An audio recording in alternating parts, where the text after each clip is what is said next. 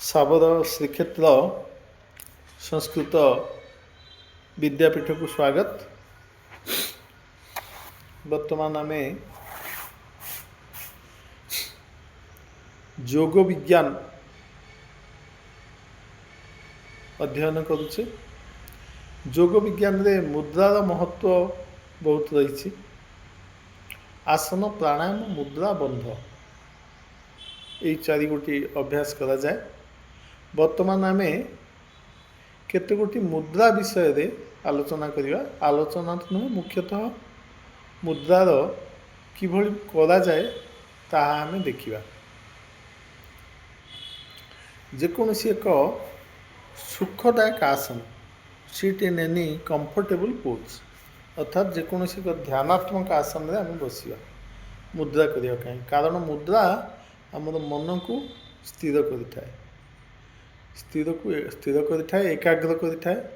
तेणु मुद्रार आवश्यकता बहुत अच्छी। हेले मु जो वर्तमान जो पोज रे बसिछि ये होछि सुखासन। आम सुखासन रे बसि परिबा, पद्मासन रे बसि परिबा, स्वस्तिकासन रे बसि परिबा, अर्ध पद्मासन रे बसि परिबा। जो आसन रे आम कंफर्टेबल फील करछे से आसन रे बसिबा। वर्तमान मु कहबाकू जाउछि ज्ञान मुद्रा। ज्ञान मुद्रा ज्ञान मुद्रा केमती करा जाए तार विधि से विषय में कहबाकू जाउछि। आम जेकोसी एक ध्यानात्मक आसन रे बसिले, ध्यानात्मक आसन रे बसिला परे दुई हाथ रे तर्जनी को बंका करी, तर्जनी इंडेक्स फिंगर को बंका करी वृद्धांगुलीर मूल आम लगेबा, टच करवा। वृद्धांगुलीर मूल अर्थात जो आंगुठी रे जो गार अच्छी ता तल को आम तर्जनीर टप को आम वृद्धांगुलीर मूल को लगेबा। यहाँ लगे आम कौन करवा, ताकू दुई हाथ को पापुली को आंठू ऊपर रखिबा, पापुली तल को करी अन्य तीन गोटी आंगुठी सीधा रहिबो, अर्थात मध्यमा, अनामिका, कनिष्ठा ये तीनटा आंगुठी सीधा रहिबो, परस्पर सहित सामान्य अलगा रहिबो एवं आम पापुली आंठू उपरे तल को रहिबो। ये होची ज्ञान मुद्रा। ये मुद्रा आम ध्यान करिपरिबा, ध्यान अभ्यास करिपरिबा। ये मुद्रा रे बसी आम शरीर को सीधा रखिबा, शरीर को संपूर्ण सीधा रखिबा, कांध टी पछक रखिबा, छाती आग को रखिबा, मेरुदंड सीधा रखिबा।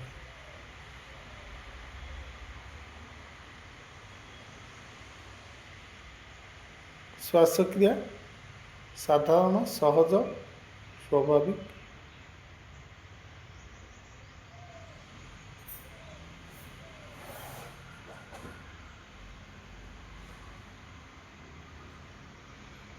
या कहा जाए ज्ञान मुद्रा। वर्तमान परवर्ती मुद्रा होची चिन मुद्रा। चिन मुद्रा अर्थात चित मुद्रा, चिन मुद्रा। तेणु चिन मुद्रा सहज। ज्ञान मुद्रा कर सारा पर चिन मुद्रा करने किसी कष्ट नुहब ना। अर्थात आम ज्ञान मुद्रा जमती रही सेमती रहा। ठीक वृद्धांगुली मूल को तर्जनी लगेबा एवं जो पोजिशन रे आम आंगुठी रही ज्ञान मुद्रा से पोजिशन रखा। खाली प्रभेद एति आम हाथर पापुली को ऊपर को करदेवा। हाथर पापुली ऊपर को रहिबो एवं वृद्धांगुलीर मूल को तर्जनी लगी रहिबो एवं अन्य तीन गोटी आंगुठी कनिष्ठा, अनामिका एवं मध्यमा सीधा रहिबो, परस्पर ठारू सामान्य अलगा होगी रहिबो। या कहुए चिन मुद्रा। सदित सीधा, मेरुदंड सीधा, श्वासक्रिया सहज, साधारण, स्वाभाविक।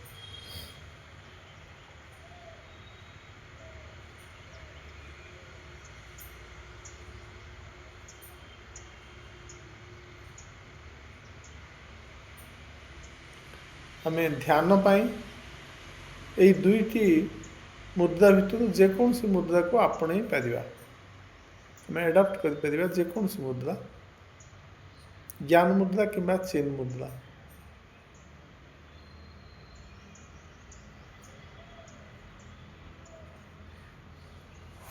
ज्ञान मुद्रा एवं चिन मुद्रा आम जानी सारे। तार परवर्ती मुद्रा योनि मुद्रा। योनि मुद्रा ठीक से ही जेकोसी ध्यानात्मक आसन में बसिले बसीचे, दुई हाथ को जोड़िले, दुई हाथ को सामना पट को आणिले, आनी दुई हाथ को जोड़िले, दुई हाथ रे वर्तमान तर्जनी एवं वृद्धांगुली जोड़िले एवं अन्य तीन गोटी आंगुठी को पछाड़ को बंका कले, तापरे तीन गोटी आंगुठी को परस्पर सहित छंदिले एवं वृद्धांगुली टिप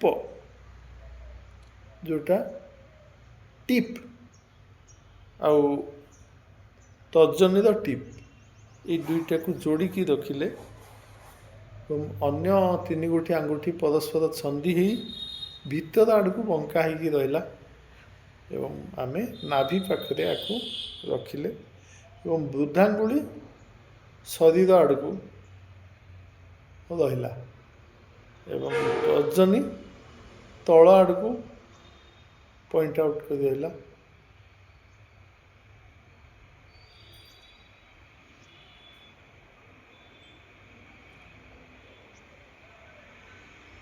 शरीर सीधा रहा, मेरुदंड सीधा रहा। बर्तमान वृद्धांगुली टॉप आउ तर्जनी टॉप ये दुईटा जोड़ी ही रही एवं अन्य आंगुठी परस्पर सहित छंदी भीतर आड़ को बंका ही रही।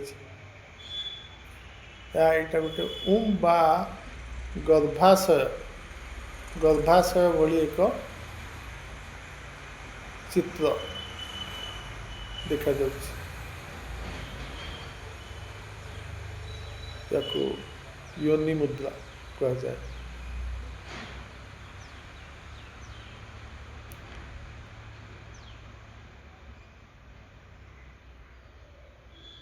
मुख्यतः एगुड़िक आम ध्यान पाई बहुत उपयोगी,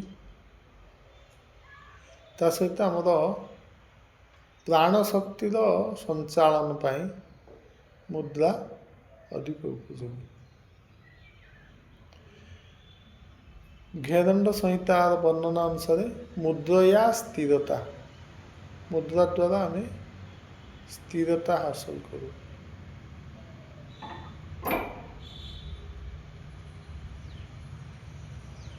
ये होला योनि मुद्रा।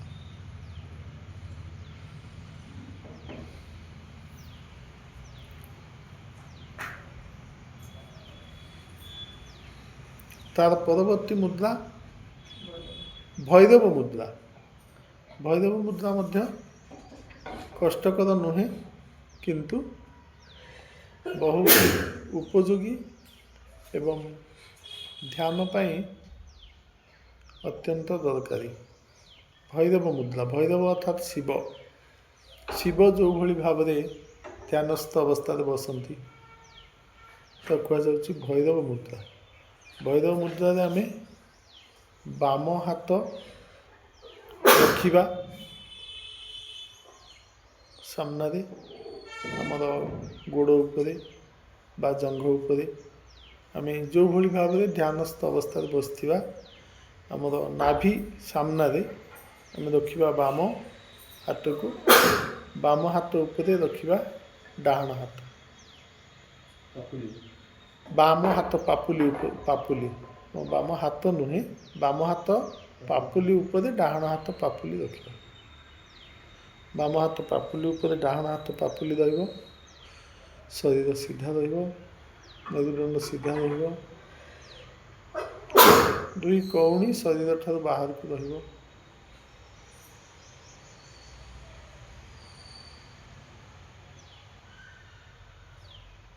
ତାକୁ କୁହାଯାଏ ଭୈରବ ମୁଦ୍ରା। ଯଦି ଆମେ ହାତକୁ ଓଲଟେଇ ଦେବା, ଅର୍ଥାତ୍ ଡାହାଣ ହାତ ଉପରେ ବାମ ହାତ ରଖିବା,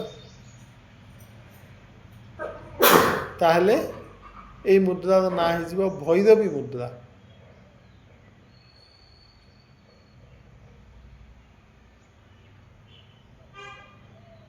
ବାମ ହାତ ଉପରେ ଡାହାଣ ହାତ ବାମ ହାତ ପାପୁଲି ଉପରେ ଡାହାଣ ହାତ ପାପୁଲି ରହିଲେ ତାକୁ କୁହାଯାଏ ଭୈରବ ମୁଦ୍ରା।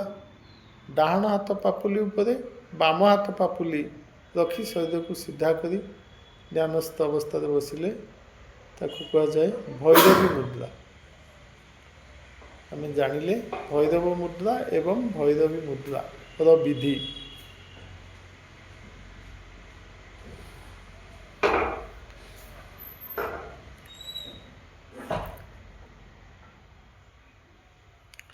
ନେକ୍ସଟ ପରବର୍ତ୍ତୀ ମୁଦ୍ରା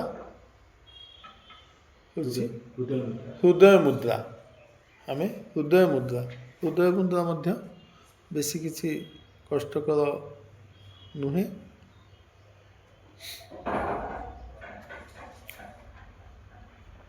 ଆମେ ଯେଉଁଭଳି ଭାବରେ ବସିଥିଲେ ଜ୍ଞାନ ମୁଦ୍ରା ଏବଂ ଚିନ୍ ମୁଦ୍ରାରେ ଠିକ୍ ସେମିତି ତର୍ଜନୀକୁ ବଙ୍କା କରି ବୃଦ୍ଧାଙ୍ଗୁଳିର ମୂଳରେ ଲଗାଇବା। ଅନ୍ୟ 3 ଗୋଟି ଆଙ୍ଗୁଠି ସିଧା ରହିଛି। ଏହି ଅବସ୍ଥାରେ ଆମେ ମଧ୍ୟମା ଏବଂ ଅନାମିକାକୁ ଆଣି ବୃଦ୍ଧାଙ୍ଗୁଳି ସହିତ ଯୋଡ଼ିବା। ମଧ୍ୟମା ଏବଂ ଅନାମିକା ହାତ ପାପୁଲି ଉପରକୁ ରହିବ। ହାତ ପାପୁଲି ଗୁଡ଼ିକ ଉପରକୁ ରହିବ ଏବଂ ତର୍ଜନୀ ବୃଦ୍ଧାଙ୍ଗୁଳିର ମୂଳକୁ ଟଚ୍ କରିବ। ଆଉ ମଧ୍ୟମା, ଅନାମିକା ଏବଂ ବୃଦ୍ଧାଙ୍ଗୁଳି ଏହି 3ଟି ପରସ୍ପର ଯୋଡ଼ି ହେଇ ରହିବ। କନିଷ୍ଠାଙ୍ଗୁଳି ସିଧା ହେଇକି ରହିବ। याको କୁହାଯାଏ ହୃଦୟ ମୁଦ୍ରା।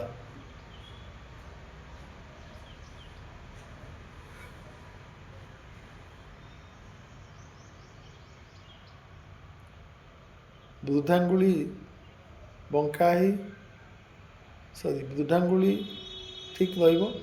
ତର୍ଜନୀ ବଙ୍କା ହେଇ ବୃଦ୍ଧାଙ୍ଗୁଳିର ମୂଳରେ ଲାଗିବ। ବୃଦ୍ଧାଙ୍ଗୁଳି ସହିତ ମଧ୍ୟମା ଏବଂ ଅନାମିକା ଯୋଡ଼ି ହେଇ ରହିବ। କନିଷ୍ଠାଙ୍ଗୁଳି ସିଧା ହେଇ ରହିବ। ହାତ ପାପୁଲି ଉପରକୁ ରହିବ। याको କୁହାଯାଏ ହୃଦୟ ମୁଦ୍ରା।